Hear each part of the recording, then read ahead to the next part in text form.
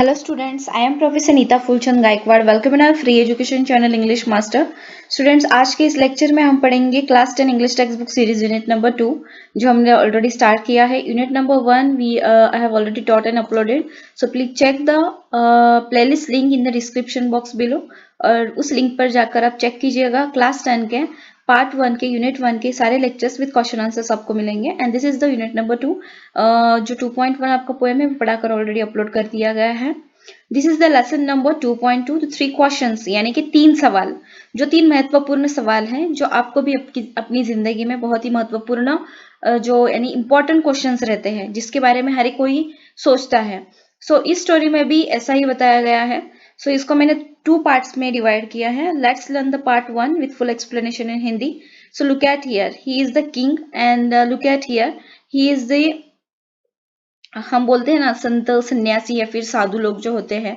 सो इसका जो वर्ड आपके इस स्टोरी में आया है लेसन में that is HERMIT. It's means hermit. Hermit means what कि साधु या फिर सन्यासी जो अकेले ही या जंगल में या फिर वहां पर अकेले ही कहीं पे तो एक कुटिया में रहते हैं लाइक दैट. ठीक है.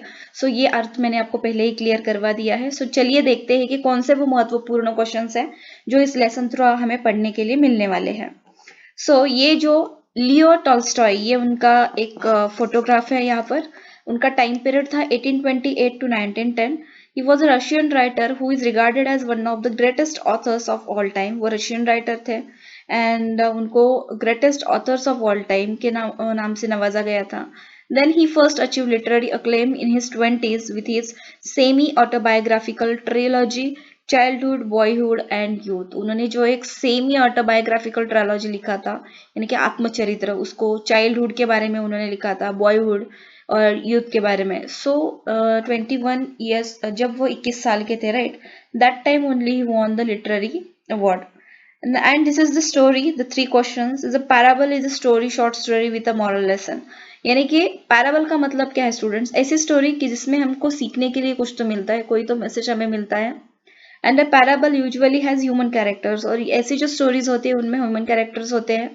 This parable concerns a king who wants to find the answers to what he considers to be the 3 most important questions in life. और ये जो एक पैराबल जो हम पढ़ने जा रहे हैं, short story with a moral lesson. ठीक है. सो इसमें एक राजा, ये जो एक इम्पॉर्टेंट कैरेक्टर है और इसे जो 3 सवाल उसके सामने हैं, सो उसको उन 3 सवालों का जवाब ढूंढना है. सो चलिए शुरुआत कर देते हैं आज के इस लेसन को. सवाल भी देखेंगे और जवाब भी देखेंगे. So before starting the lecture, do like share subscribe our channel and thanks a lot for your love and support to our English master channel. Keep supporting. Once a certain king had an idea. यानी कि एक समय, एक बार एक राजा के दिमाग में एक विचार आया. If he always knew the right time to begin everything. क्या कि वह हमेशा सब काम शुरू करने का एक सही समय जानना चाहता था. If he knew who were the right people to listen to and who to avoid the most important thing to do. तो उनको ये जानना था कि who were the right people to listen to, कि ऐसे कौन से लोग हैं, यानी कि ऐसे लोगों को वो कैसे पहचाने कि जो लोग सही है और जिनकी बातें उसको सुननी चाहिए राजा को.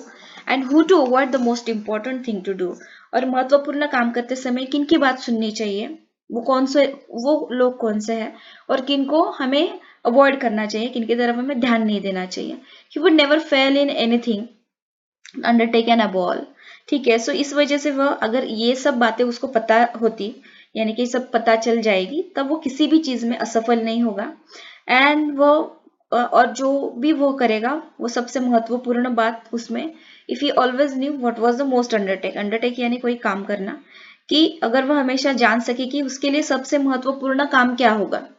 Since he was convinced that he was right in thinking this way, और जब उसे पता चला, यकीन हुआ कि वो जो कुछ भी सोच रहा है वो सही सोच रहा है.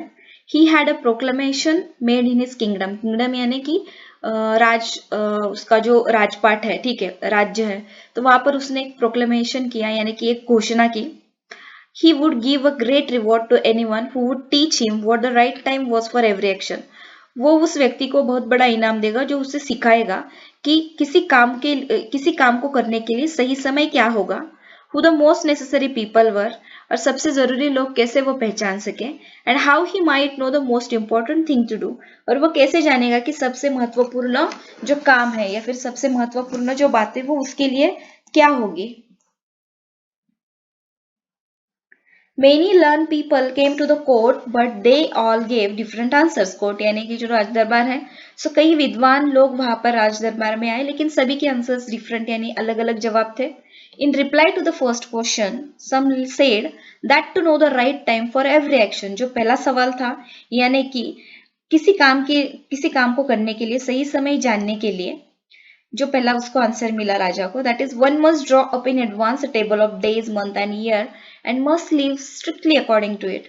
सो किसी व्यक्ति को अगर सही समय किसी काम के लिए सही समय जानना है तो उसे एक दिन महीना और वर्ष की तालिका पहले से ही तैयार कर लेनी चाहिए और एज पर दैट और उसी के अनुसार उसे अचूकता से काम करते रहना चाहिए। Others declared that it was impossible to decide beforehand the right time for every action, और दूसरों ने कहा, जो वहां पर लोग आए थे कई विद्वान लोग, कि हर काम के लिए सही समय पहले से ही तय करना ये तो बहुत ही नामुमकिन बात है। But that not letting oneself be absorbed in idle pastimes, one should always attend to all that was going on and then do that which was most essential। लेकिन किसी को यानी not letting oneself be absorb in idle pastime, लेकिन किसी को भी अपने आप को आलसी नहीं होने देना है। One should always attend to all that was going on, और जो कुछ भी चीजें हो रही है उनके साथ आपको चलना है। And then do that which was most essential, और फिर वही करे जो आपको सबसे महत्वपूर्ण या फिर जरूरी लगता है। Yet others said that it was impossible for one man to decide correctly the right time for every action and that the king should। सो फिर भी बाकी लोगों ने कहा कि हर काम के लिए सही समय तय करना किसी इंसान के लिए नामुमकिन है और राजा के लिए भी। इंस्टेड इसके बजाय have a council of wise people, बाकी के लोगों ने यह सजेस्ट किया कि आप बुद्धिमान लोगों की एक सभा बनाइए who would help him to fix the proper time for every action, where were the answers to the second questions, जो उसे हर चीज के उचित समय तय करने में मदद करेगी, ऐसी वो जो बुद्धिमान व्यक्ति है उनकी सभा बनाए। और फिर दूसरे जवाब की यानी यहाँ पर ये बताया गया है equal valid were the they were equal valid were the answers to the second question, और जो दूसरा क्वेश्चन पूछा गया था, ठीक है, तो उसके जो जवाब उसे राजा को सुनने के लिए मिले वो लगभग सभी लोग एक समान ही बोल रहे थे। सम सेड, कुछ लोगों ने कहा the people the king most needed were his councillors, others the priest, other the doctors, while some said the warriors were the most necessary. यानी सेकंड क्वेश्चन क्या था कि राजा कैसे जाने कि कौन से लोग वो हैं जिनकी बातें उनको सुननी चाहिए, who were the most important people to whom they listen carefully and to whom they avoid। Okay, कि किसी को वो ध्यान से इनकी बात वो ध्यान से सुने और किसकी बात पर वो ध्यान ना दे। तो इसके सवाल में जो जवाब आए दैट इज, कुछ ने कहा कि लोगों को और राजा को सबसे ज्यादा जरूरत थी कुछ सलाह देने वालों की, काउंसिलर्स यानी जो सलाह देते हैं। अदर्स द प्रिस्ट, बाकियों ने कहा कि पुजारी की आवश्यकता है। अदर्स डॉक्टर्स, कुछ ने कहा कि डॉक्टर की आवश्यकता है। While some said the warriors were the most necessary, जबकि कुछ ने कहा कि जो योद्धा होते हैं उनकी सबसे ज्यादा आवश्यकता है। To the third question about what was the most important occupation, some replied that the most important thing in the world was science। जो तीसरा सवाल था कि सबसे महत्वपूर्ण व्यवसाय, यहाँ पर वर्ड आया है तो आप इसको बोल सकते हैं कि कार्य, सबसे महत्वपूर्ण काम जो आपकी लाइफ में होगा वो क्या होगा। तो कुछ लोगों ने कहा कि दुनिया में सबसे महत्वपूर्ण बात है विज्ञान, ठीक है। Other said it was skill in warfare, दूसरे ने कहा कि युद्ध में जो कौशल रहता है वो महत्वपूर्ण है। And others again that it was religious worship, और बाकियों ने कहा कि धार्मिक पूजा करना बहुत ही जरूरी है। The king is not convinced by none of this answers and give the reward to none.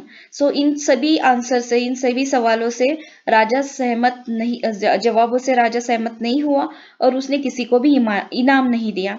He decided, और उसने सोच लिया, instead to go to a hermit who was widely renowned for his wisdom, कि उसने फैसला किया कि इस सब बातों की बजाय वह एक ऐसे सन्यासी के पास जाए जो अपनी बुद्धिमत्ता के लिए व्यापक रूप से वहां प्रसिद्ध था।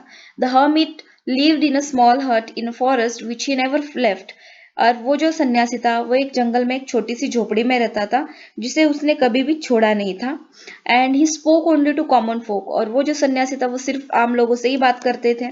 And so the king put on simple clothes, इसलिए राजा ने क्या किया, साधारण कपड़े पहने। And approaching the hermit self, और वो सन्यासी के घर की तरफ बढ़ गए।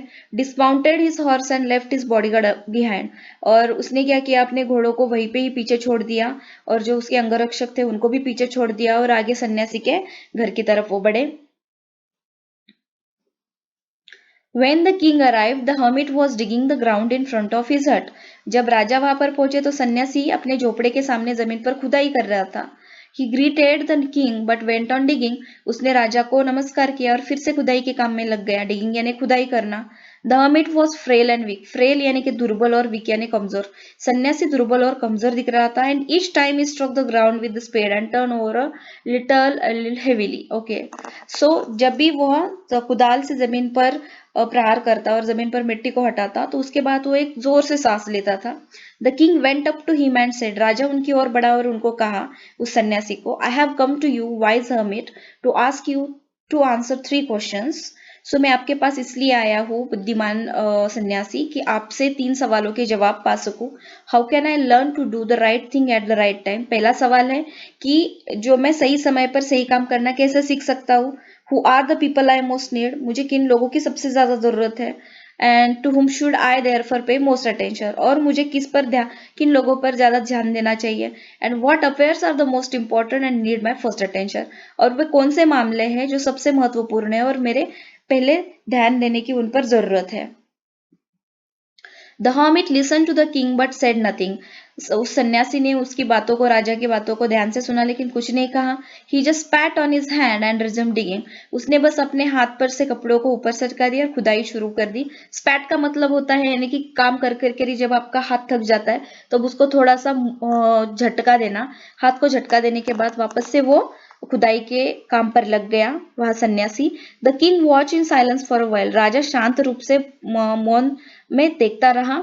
Then feeling sorry for the hermit he said, और फिर सन्यासी के लिए खेद महसूस करते हुए राजा ने कहा, यू आर टायर्ड यानी कि आप थक गए हैं। Let me take the spade and work a while for you. The hermit silently handed over the spade and sat down on the ground. राजा ने कहा कि आप थक गए, मुझे कुदाल लेने दे और आपके लिए थोड़ी देर काम करने दे। तो साधु ने चुपचाप कुदाल राजा को सौंप दी और जमीन पर बैठ गए। When he had dug 2 beds, beds यानी कि जब हम फूल लगाने के लिए जो बीज को जमीन में डालने के लिए जो गड्ढे खोदते हैं उसको कहते हैं beds. Like so when he had dug 2 beds, जब उसने 2 गड्ढे खोदे, द किंग स्टॉप, राजा रुक गया एंड रिपीटेड हिज क्वेश्चन, और वापस से उसने वही सवाल पूछे। The hermit again gave no answer, और सन्यासी ने फिर भी कोई जवाब नहीं दिया।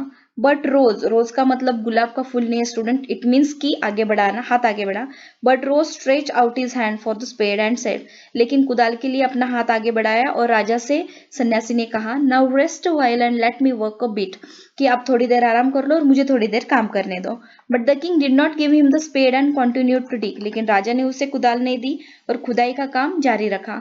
अभी आगे देखते हैं कि क्या वो जो हर्मिट है, जो सन्यासी है, वो राजा के सवालों का जवाब दे सकेगा, और क्या अगर जवाब देगा तो वो जवाब क्या होंगे वो हम पार्ट 2 में पढ़ेंगे। सो अभी पार्ट 1 में हमने ये जो पढ़ा है, आई होप कि आपको ध्यान से समझ में आए हैं। जल्दी ही मिलते हैं पार्ट 2 में, तब तक के लिए take care of your self and मेरे friends. Thank you so much and bye bye.